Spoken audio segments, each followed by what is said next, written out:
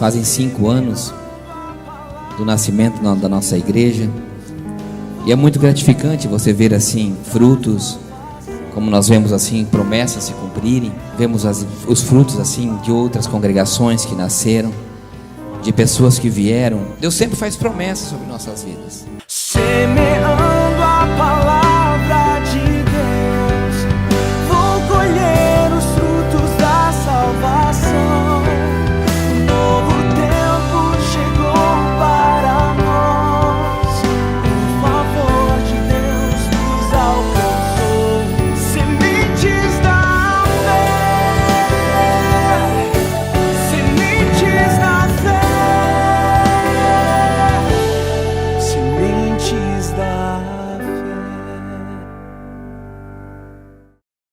Quero dizer que estou muito feliz pela oportunidade, apesar assim de não ser a minha área, né? Mas eu tenho certeza que se cada um de nós fôssemos contar alguma coisa que o Senhor fez, todos aqui teriam algum testemunho ou algo para falar. Não seria nem necessário ministrar a palavra, porque nós tivemos aí louvores e o testemunho tão tremendo da irmã Cristiane, quando ela falou ali sobre passar no deserto. E eu sou muito grata pela oportunidade, pela confiança. Não dá para cantar assim uns 5 hinos até o final do... A gente fica nervosa, né, apreensiva, porque claro que a gente tem um preparo também para louvar, né, para estar aqui em cima, mas a palavra é diferente, né? Palavra é palavra. Mas eu quero convidar então a igreja a abrir a sua Bíblia no livro de Êxodo, no capítulo 13. E o Senhor ministrou no meu coração para a gente falar um pouco sobre o deserto. E eu creio que algo Deus tem para fazer aí, porque me alegrei quando a irmã Cristiane contou seu testemunho e falou sobre o deserto. Eu falei, opa, é isso aí mesmo. Glória a Deus. Livro de Êxodo, capítulo 13, versículo 20. 20, 21 e 22. Amém? Diz assim a palavra do Senhor. Assim partiram de Sucote e acamparam em Etã, à entrada do deserto. E o Senhor ia adiante deles, de dia numa coluna de nuvem, para os guiar pelo caminho, e de noite numa coluna de fogo, para os alumiar, para que caminhassem de dia e de noite. E nunca tirou de diante da face do povo a coluna de nuvem de dia e nem a coluna de fogo de noite. Capítulo 14, versículo 3.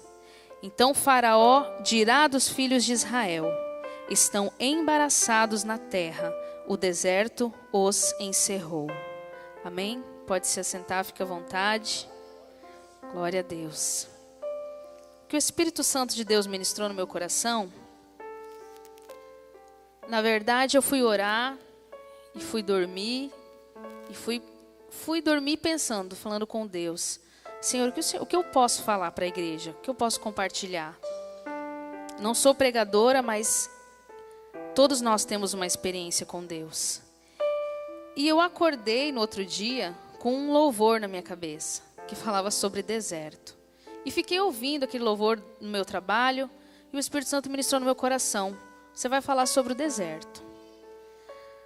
Todos conhecem a história do povo de Israel, que viveu como escravo na terra do Egito, sob o jugo de Faraó. Sabemos também que Faraó ele tipifica o inimigo das nossas almas, e aquele que quer nos escravizar todos os dias de inúmeras maneiras. E o Espírito Santo falava ao meu coração: fale um pouco da trajetória do povo de Israel, quando o Senhor libertou o povo através da vida de Moisés. E o Espírito Santo ministrou no meu coração falar um pouco dessa parte, quando eles começam, quando eles entram no deserto. Todos nós, nas igrejas de hoje, alguns estão entrando no deserto, outros estão saindo, outros estão no meio do deserto, e muitos ainda vão entrar. Talvez muitos de vocês aqui já tenham passado, e provavelmente ainda vão passar, porque deserto é lugar de tratamento, deserto é lugar de o Senhor nos fortalecer, de o Senhor falar conosco. O deserto é árido, é seco, é uma terra difícil, mas é uma terra também aonde se manifesta um milagre. E é isso que é tremendo, porque em meio ao deserto, onde não tem nada, onde não tem água, onde não tem nada de bonito, o Senhor, Ele faz um milagre no meio do deserto. E quando o povo de Israel recebeu essa promessa de que seria liberto, eu imagino que muitos ali até haviam se esquecido dessa promessa, haviam acabado a esperança no seu coração. E quando Deus usa a vida de Moisés para tirá-los do deserto, do Egito, eu imagino que eles pensaram: nossa, agora a gente está bem, agora tudo vai ser mil maravilhas, porque nós saímos agora, não somos mais escravos. Mas mal sabia eles que ali era o começo de uma vida com Deus. Era o começo da experiência deles. Era o projeto, era o propósito de Deus prepará-los, se apresentar a eles como o único Deus. Porque muitos ali já estavam servindo outros deuses. Muitos ali já estavam com manias, com costumes egípcios. Muitos haviam se esquecido da verdadeira adoração ao Senhor. Então, quando eles entram no deserto, eles aprendem, começam a ver. Se nós analisarmos a história, constantemente Deus está manifestando o seu poder. Constantemente Ele está fazendo maravilhas no deserto. A gente pode até dizer que o deserto foi praticamente um show, porque lá eles tiveram inúmeras demonstrações físicas do que Deus pode fazer por eles.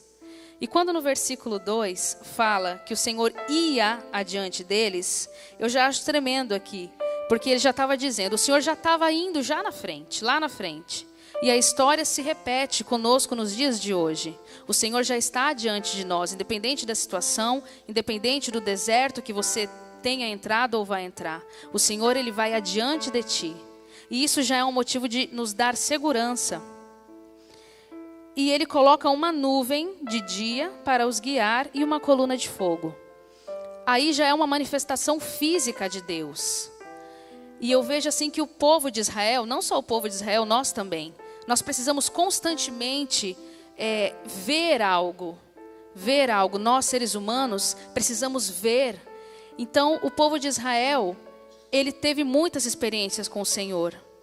E essa nuvem, imagine você acordar e saber que tem uma nuvem ali. E aquela nuvem representa a presença de Deus. E que você não tem que se preocupar com nada. Você não tem que se preocupar com o que você vai comer, com o que você vai beber, com o que você vai vestir. Porque as suas vestimentas crescem conforme você cresce. Conforme o seu filho cresce, as vestimentas vão crescendo. Você não tem nada com o que se preocupar.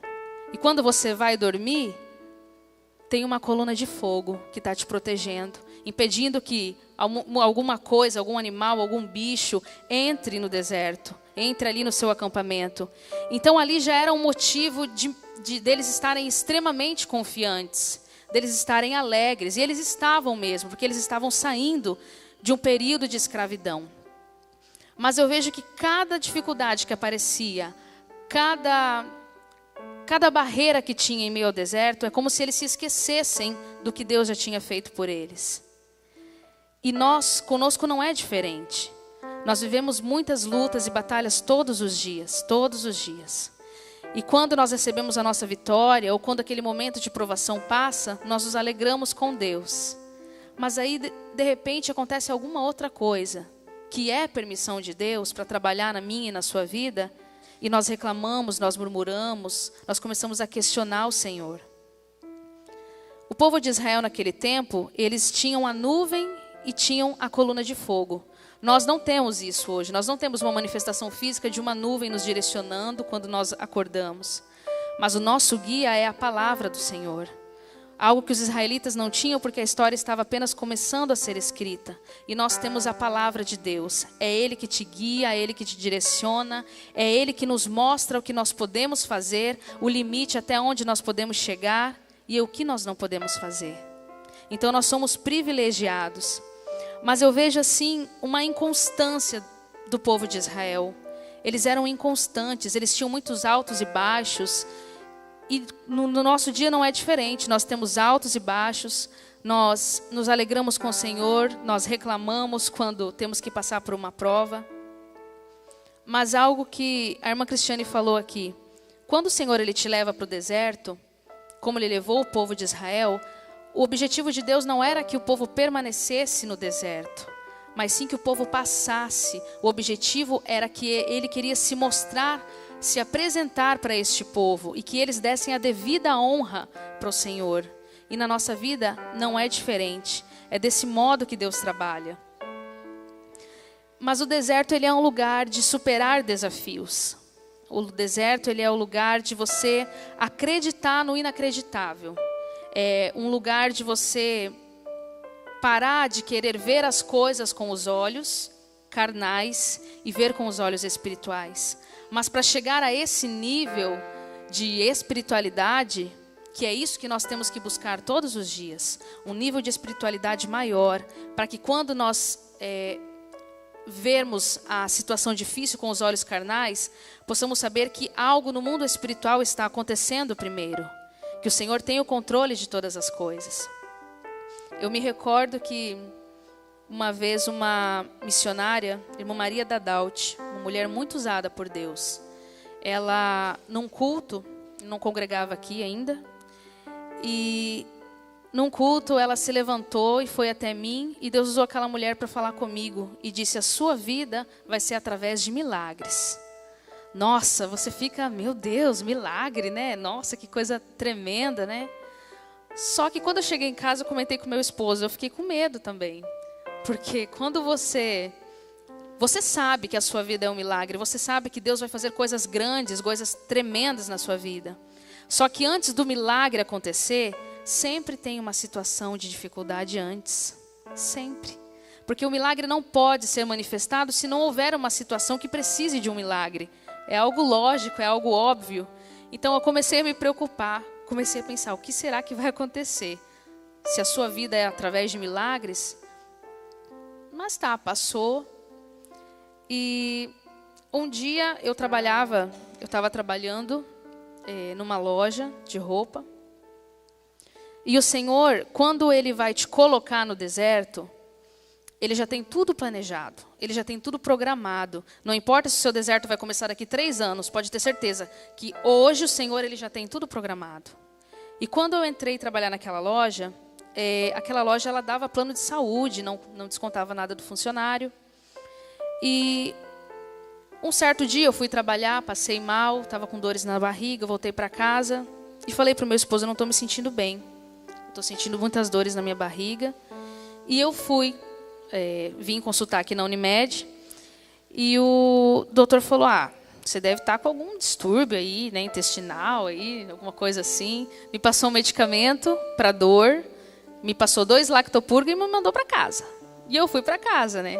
Então...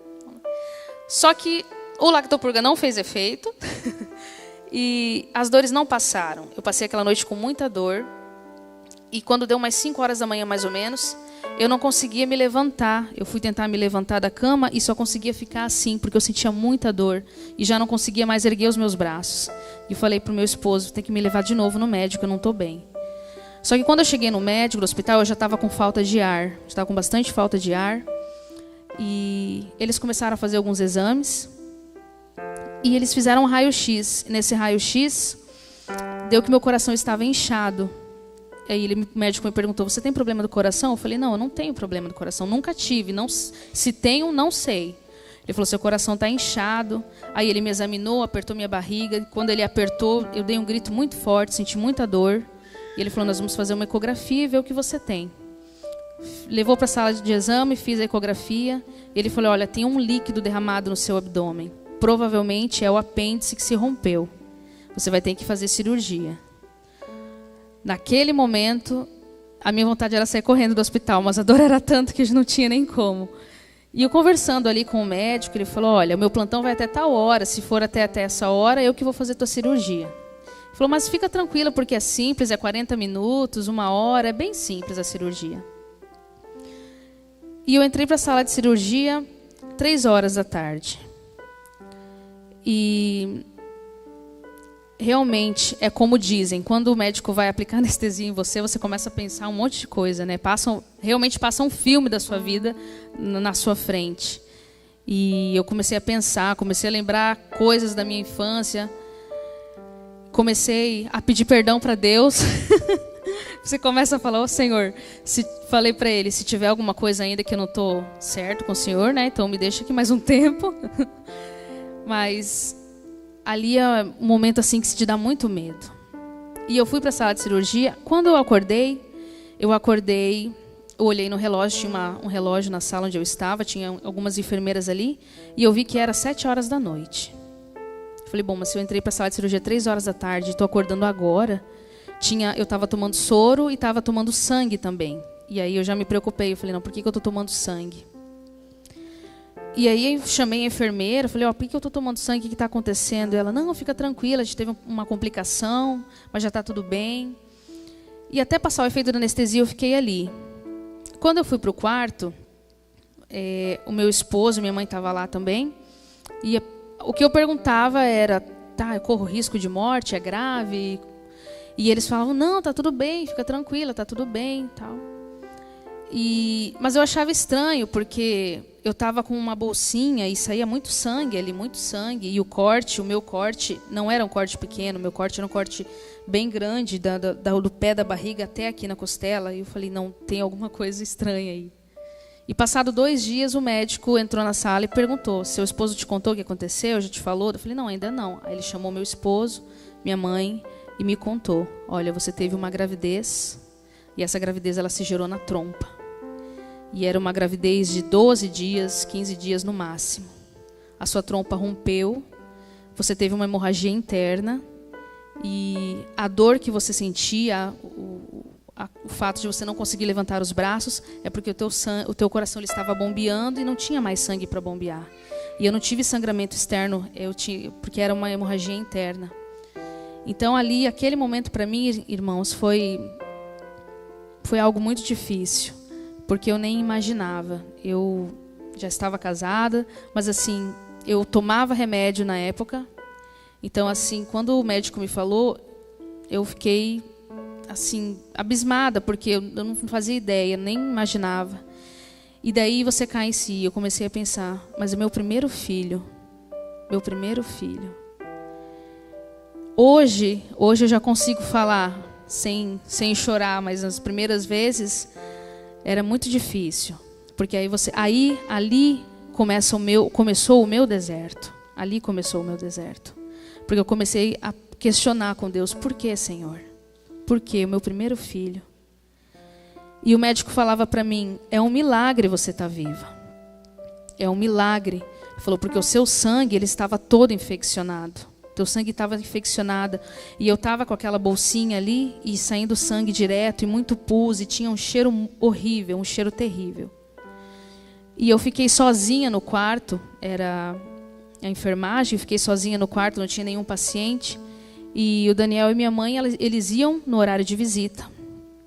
Então ali eu passei horas, dias naquele hospital, falando com Deus, clamando, pedindo porquê. Pegava minha Bíblia, abria e falava, Senhor, eu quero uma palavra, uma resposta, alguma coisa. E eu abria a Bíblia e não falava nada, e abria lá alguém que descendia de alguém, Eu falava, não. E nós temos esse costume, sabe, de questionar o Senhor. É difícil para nós, seres humanos, entender quando acontece algo assim. Por isso que eu imagino também que os israelitas, quando eles se viam na frente de uma adversidade, era tão fácil esquecer. Porque enquanto você está passando pelo deserto, parece que você não tem nada, você não tem ninguém, você não pode contar com ninguém. E ali, o médico me deu alta, fui para casa, pensei, bom, estou viva, o Senhor quis assim, estou viva. Mas ali, irmãos, quando eu fui para casa, parece que o meu deserto ia acabar. E eu sei hoje que Deus queria me ensinar, Ele me ensinou a realmente depender dEle. Porque eu fui para casa e eu lembro que meu esposo dormia no colchão no chão para não se virar, não se debater. E para mim era muito dificultoso O médico falou, olha, você vai ter que se cuidar, porque é mais do que como se fosse uma cesárea, porque o seu corte ele vem até embaixo da costela, então era difícil para mim levantar, eu não conseguia levantar sozinha, não conseguia ir ao banheiro sozinha, sempre com a ajuda da minha mãe e do meu esposo. Só que cada noite atrás de noite, eu revivia todas as dores que eu senti naquele dia. Eu revivia tudo, aquelas dores insuportáveis e aquela sensação de morte. E eu acordava meu esposo no meio da noite, eu tô morrendo. E ele levantava, orava, falando, você não está morrendo. Eu falava, eu estou morrendo, eu vou morrer. E isso para mim foram dias atrás de dias assim, sentindo essas dores. Foram passando semanas, meses. E eu sentia dor no meu corpo todo, quando não era a cabeça, era a barriga. E todas aquelas sensações que eu tinha antes de ir para a cirurgia, eu sentia. E quando eu falava para as pessoas, isso é coisa da sua cabeça, é o seu psicológico, é o seu emocional que foi afetado. Realmente, irmãos, o meu emocional foi afetado, mas eu só fui me dar conta disso depois que eu saí do hospital. Porque eu fazia exame de sangue, e nada, não tinha nada. Não, você não tem nada, você está bem. E é nesse momento, quando você está no meio do deserto, que o inimigo ele começa a agir. Porque você está fraco, você perde o rumo, você não sabe para onde olhar, você fica desesperado. E o inimigo agiu fortemente na minha mente. Ele agia fortemente, porque eu sentia dores. Imagine você ir dormir com dor e acordar com dor. Porque eu sentia dores o dia inteiro, o dia todo. E eu ia no culto, ia na igreja, e eu queria que Deus falasse algo comigo, que Deus me falasse alguma coisa daquilo que tinha acontecido, por quê. Então eu ia já nos cultos e ficava, não, Deus fala comigo. E daí eu saía do culto e Deus não falava nada, e eu ficava decepcionada, frustrada. E um dia o meu esposo foi trabalhar lá no Paraguai. E eu saí dessa empresa, e eu ficava uma semana lá no Paraguai com ele e voltava para casa. E nós pegamos a carta de recomendação da igreja onde nós congregávamos e fomos num culto ali. Nós não conhecíamos ninguém. Aí num domingo nós fomos no culto. E quando teve um momento que a pessoa que foi convidada para pregar, ela louvou e pegou o microfone na hora da pregação e falou assim, essa moça que veio de Foz do Iguaçu, ela falou, coloca-se de pé, Deus tem algo para falar contigo. Mas naquele momento eu já nem pensava que era sobre isso, né? E Deus tomou aquela mulher e disse assim, ninguém aqui dentro dessa igreja sabe a dor que tem dentro da sua alma. Ninguém aqui dentro dessa igreja conhece a angústia que você carrega no teu coração. Ninguém aqui dentro dessa igreja sabe, quando você estava dentro daquele quarto de hospital, as coisas que você falava para mim. Quando você falava para mim, por que você me abandonou? Filha, eu sempre estive lá do seu lado. Eu estava do lado da sua cama naquele quarto de hospital. Sabe o que é o Senhor falar algo contigo que ninguém sabia, ninguém me conhecia. Era a primeira vez que eu tinha ido naquela igreja. E Deus usou aquela mulher para falar profundamente comigo, sabe? De coisas de sentimentos que nem meu esposo não conhecia. Só eu e Deus. E para fechar ainda com chave de ouro, Deus falou assim, eu te trouxe aqui para falar contigo, porque não é quando você quer, não é na hora que você quer, é quando eu quero. Sabe, irmãos, e esse trajeto no meio do deserto é difícil. Quando você quer ouvir algo de Deus e Ele não te fala, quando você precisa de uma resposta e Ele não te dá a resposta que você quer, ou na hora que você quer ouvir. Então eu não sei o porquê, qual vai ser o objetivo do Senhor te colocar no deserto. Eu sei sim que todos nós vamos passar, ou já passamos, ou ainda vamos passar. Porque quando nós temos um chamado de Deus, e todos aqui têm um chamado de Deus, Deus ele nos chamou para ganhar almas.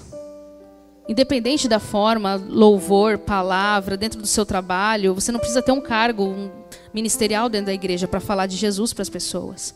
Então você é escolhido, você é chamado, você é filho de Deus. Então saiba que o Senhor ele vai te levar para o deserto em algum momento da sua vida. Porque era necessário para o povo de Israel ser levado no deserto, ter um período de experiência para poder receber a promessa.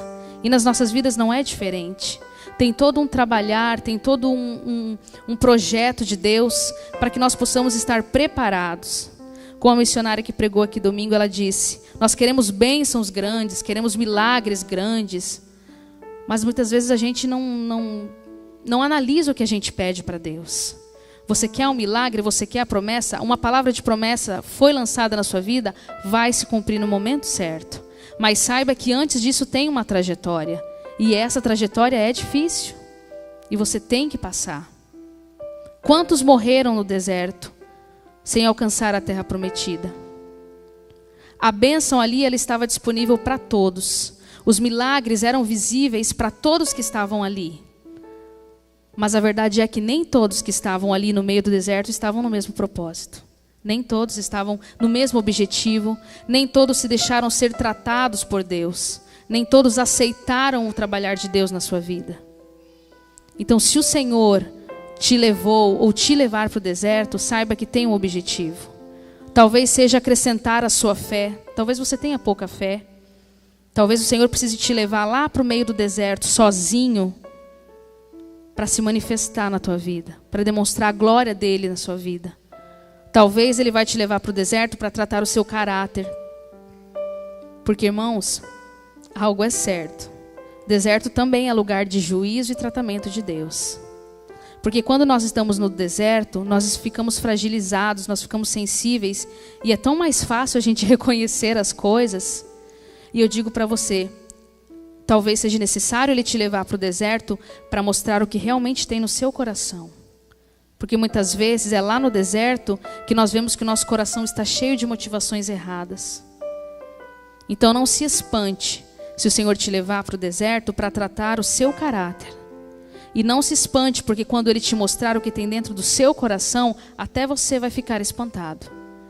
Porque a palavra do Senhor diz que o nosso coração ele é enganoso. Então nós temos que estar firmados em Deus e aceitar o trabalhar do Senhor. Aleluia. Tem um versículo no livro de Ezequiel que diz assim, versículo 36. Como entrei em juízo com vossos pais no deserto da terra do Egito, assim entrarei em juízo convosco, diz o Senhor. E vos farei passar debaixo da vara e vos farei entrar no vínculo do concerto. E é isso que nós não aceitamos. Estar debaixo da vara de Deus. Entrar no vínculo do concerto de Deus. Irmãos, não é fácil. Não é fácil. Aquele que diz que é hipócrita. Porque nós somos falhos e falhos. Mas eu vejo que o deserto ele é um lugar de pente fino. Sabe essas operações que os policiais fazem? É pente fino. É lugar de pente fino. Porque no deserto é onde ele separa aqueles que realmente são fiéis com o Senhor. Porque Deus ele se mostrava constantemente para o povo de Israel que ele era fiel. Mas ele queria ver até que ponto ia a fidelidade do povo para com ele. E conosco funciona da mesma forma. Talvez seja lá no teu trabalho, talvez o seu deserto seja lá dentro. Talvez você esteja passando por uma situação financeira difícil e aparece uma forma ali de você dar uma desviada, não sei, no dinheiro, de alguma forma. E aí o deserto se apresenta para você. E o Senhor está lá, só de olho, cuidando para ver se você vai ser fiel com Deus ou se você vai aceitar o prato que Satanás está te mostrando, está te apresentando. O nosso Jesus, ele foi levado ao deserto pelo próprio Espírito de Deus para ser tentado. E ali nós vemos um exemplo, porque ele era o Filho, ele é Deus. E ainda assim, ele se mostrou fiel ao Senhor. E é isso que o Senhor ele quer de mim e de você. Saber se no momento da prova, você é capaz de ser fiel com Ele. Se você é capaz de adorar Ele no meio da prova. Porque cantar... Existem tantos louvores que diz, serei fiel a Ti, serei fiel a Ti. Mas será que na hora do vamos ver, a gente vai ser fiel mesmo? Por isso que eu digo, irmãos, nós não podemos acusar ou julgar. Quando alguém está passando para o deserto, quando alguém cai, não aponte, não critique, não julgue, porque você não sabe como está sendo esse deserto para ele. Versículo 38 diz assim: separarei dentre vós os rebeldes e os que prevaricaram contra mim. Da terra das suas peregrinações os tirarei, mas à terra de Israel não voltarão, e sabereis que eu sou o Senhor. Então, muitas vezes, o Senhor ele vai te levar para o deserto, nos levar para o deserto para separar aqueles que estão no propósito daqueles que não estão. Não é fácil. Deserto é lugar de você ser confrontado. Deserto é onde o Senhor te leva para confrontar, para mostrar quem realmente você é. E se você estiver disposto a deixar Deus trabalhar na sua vida, no seu caráter, é difícil. É difícil.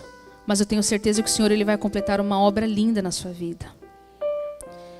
Eu quero adorar o nome do Senhor com louvor. Foi esse louvor que o Espírito Santo de Deus falou comigo. Que ele fala sobre deserto. Então não fique triste quando o Senhor te colocar no deserto. Porque se Ele te colocou no deserto é porque Ele te ama. Ele tem interesse em trabalhar na tua vida. Ele tem interesse em te preparar para algo muito maior. O nosso pensamento, a nossa visão, ela é pequena. Mas o Senhor, Ele sabe todas as coisas. E Ele sabe o que é melhor para mim e para você. Hoje eu tenho o Leonardo. Está ali dormindo, minha bênção. O Leonardo, ele é filho de coração. É filho do meu coração. Mas eu digo para vocês que da mesma forma que a palavra do Senhor diz que Jesus nos adotou, Deus nos adotou como filhos. Não tem diferença, irmãos. Eu sou filha do coração da minha mãe.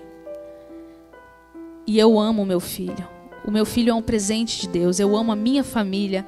O meu filho é algo, eu não tenho como explicar a maneira que Deus preparou o Leonardo para mim. Mas hoje eu entendo que se aquilo não tivesse acontecido comigo, eu não teria o Leonardo. Se aquela gestação tivesse prosseguido de uma maneira correta e dado tudo certo, o Leonardo não estaria comigo. Então eu sei, até aí, nesse momento, eu sei que foi o Senhor que preparou tudo. E Deus disse mais para mim, e diz e continua afirmando que Ele não vai ser o único. Irmãos, teve uma época da minha vida que eu ficava desesperada. Porque quando aconteceu isso comigo, eu não queria mais parar de tomar anticoncepcional. Eu falei, eu não vou engravidar porque quando isso acontecer, vai acontecer tudo de novo. Então, para mim, uma vitória, para mim, a experiência de depender de Deus, para mim foi muito difícil deixar de tomar o remédio. Para mim foi muito difícil tomar a decisão, não, eu não vou tomar anticoncepcional e o que tiver que acontecer está na mão de Deus. Se tiver que passar por isso de novo, eu vou passar de novo. E se não for para a morte, Deus vai me tirar do leito. Mas, irmãos, aí que eu aprendi. Eu tinha um armário, um departamento do armário lá em casa que era cheio de remédio. Cheio. Tinha uma farmácia em casa, por causa das minhas dores. E um dia eu falei para o Daniel, eu não vou mais tomar. Não estou dizendo que é para você parar de tomar se você tomar algum medicamento. Não, porque cada um tem... Você pode estar com uma doença, uma enfermidade. Se o Senhor não curou, Ele também deixou os médicos. Só que no meu caso, eu não tinha nada. Eu fazia exames e não tinha nada. E eu falei, eu não vou mais tomar esses remédios. E vou parar de tomar um anticoncepcional. Para mim, essa decisão foi muito difícil. Porque foi aí que eu comecei a depender de Deus.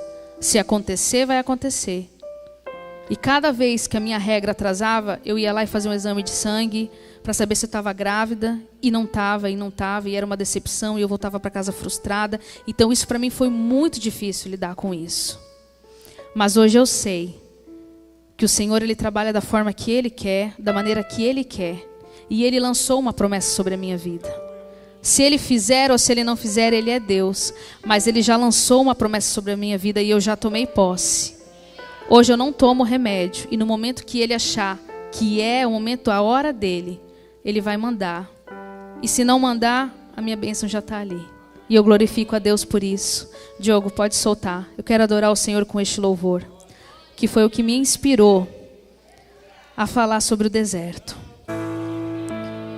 Oh, Espírito Santo. Oh, Jesus. Louvado seja o teu nome, Senhor. Pode dar um pouquinho mais de playback, Diogo. Oh, Espírito Santo.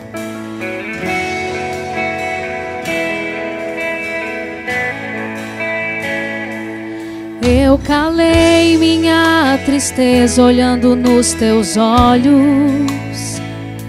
e afoguei as minhas lágrimas no teu peito.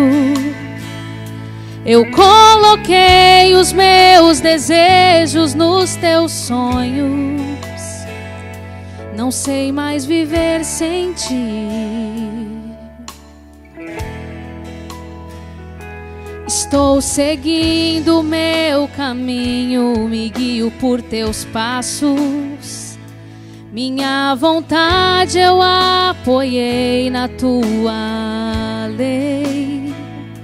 Na tua identidade eu descobri quem sou.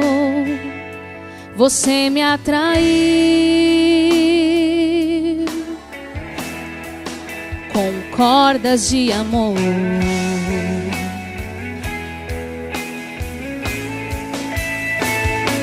Você me leva ao deserto pra falar de amor.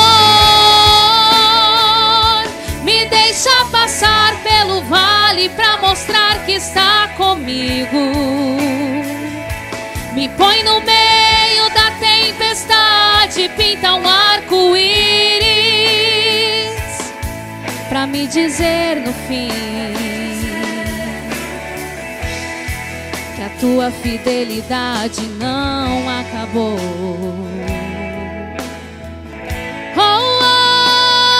Você me leva ao deserto pra falar de amor. Me deixa passar pelo vale pra mostrar que está comigo. Me põe no meio da tempestade, pinta um arco-íris pra me dizer no fim que a tua fidelidade não acabou. Ele é fiel, aleluia. Oh, Espírito Santo de Deus.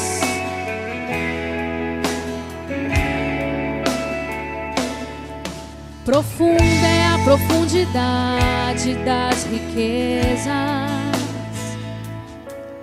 da glória que do céu desceu. Em nosso meio habitou em graça e em verdade, pra me mostrar quem Deus eu tenho um Pai. Eu achei o meu esconderijo debaixo de tuas asas. Na rocha minha casa eu construí, e nem o vento poderá me derrubar. Eu encontrei o meu lugar em ti. Você me leva ao deserto pra falar de amor. Me deixa passar pelo vale pra mostrar que está comigo. Me põe no meio da tempestade, pinta um arco-íris pra me dizer no fim,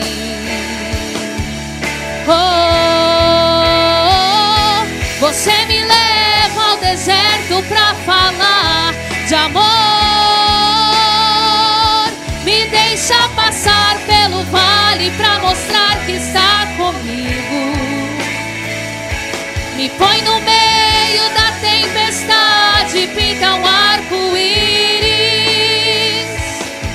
pra me dizer no fim que a tua fidelidade não acabou.